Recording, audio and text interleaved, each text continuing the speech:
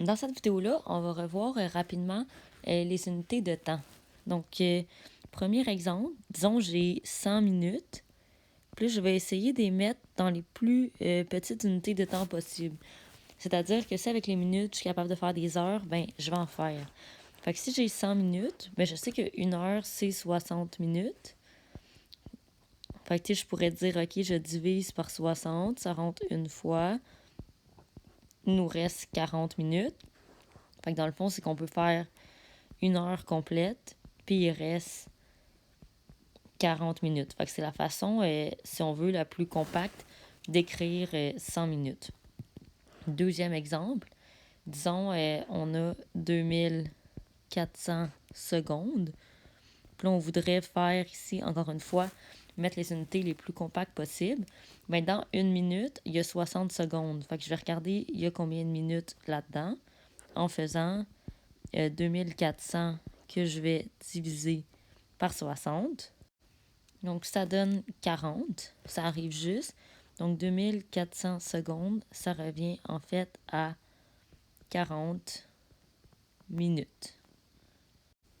Mais le plus important pour nous, ça va être d'être capable de toujours mettre du temps en heures parce que c'est avec ça qu'on va pouvoir faire des calculs.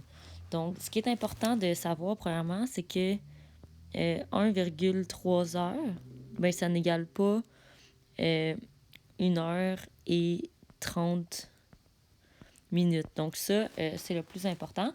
Donc, on va regarder, voir un peu comment on pourrait transformer ici les minutes en heures.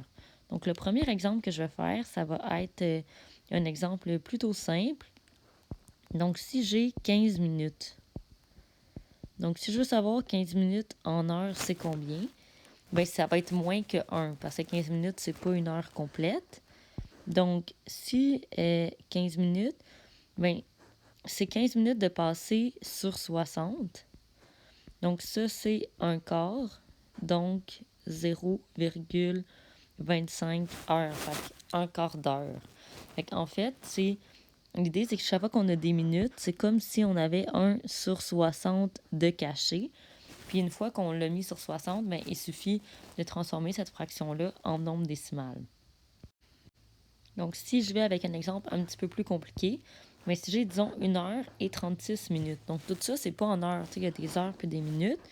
Fait que si je vais seulement en heures, ben, j'ai 1 heure complète. Puis après ça, ben, j'ai 36 minutes de passer sur 60. Puis tout ça, c'est des heures.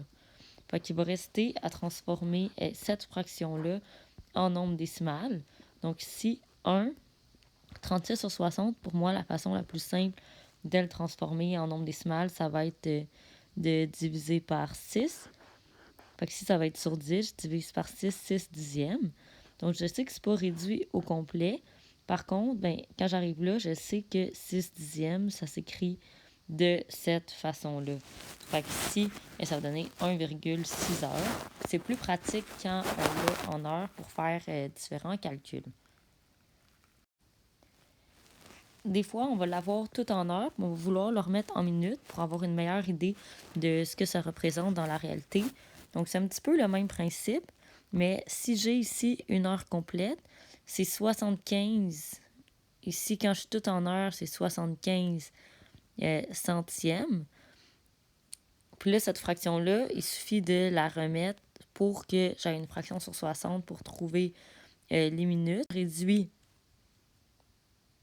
ça va faire 3 quarts, juste encore en heure. Fait que si j'arrive ici à le mettre sur 60, donc 3 fois 15, ça fait 45 sur 60. Je suis encore tout en heure. Mais rendu là, une fois que j'ai 45 sur 60, ben, c'est comme ça qu'on dit les minutes. Fait que le sur 60, dans le fond, on peut le remplacer par minute. Donc, 1 heure 45 minutes. Mais souvent, c'est plus le contraire qu'on va vouloir faire, étant donné que nous, on va vouloir calculer avec du temps.